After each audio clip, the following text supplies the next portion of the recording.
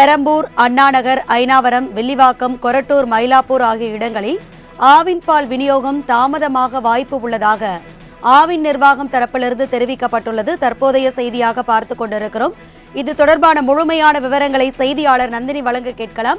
நந்தினி, ஆவின் பால் விநியோகம் தாமதத்துக்கு என்ன காரணம்? விவரங்களை பகிர்ந்துக்கங்க. வணக்கம் அரசி. தவிர்க்க முடியாத காரணத்தால் ஆவின் பால் விநியோகம் செய்வதில் தாமதம் ஏற்பட வாய்ப்பிருப்பதாக ஆவின் நிர்வாகம் சார்பில் விளக்கம் அளிக்கப்பட்டிருக்கிறது.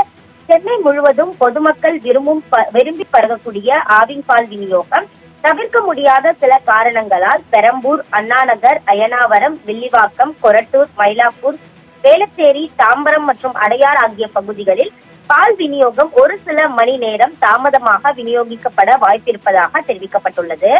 ஆவின் நிர்வாகம் பல்வேறு போர்க்கால நடவடிக்கையை மேற்கொண்டு அனைத்து இடங்களிலும் சீரான பால் விநியோகத்தை மேற்கொள்ள திட்டமிட்டிருப்பதாகவும், இருந்த போதிலும் இத்தகைய கால தாமதத்திற்கு ஆவின் நிர்வாகம் வருந்துவதாகவும் விளக்கம் அளிக்கப்பட்டிருக்கிறது.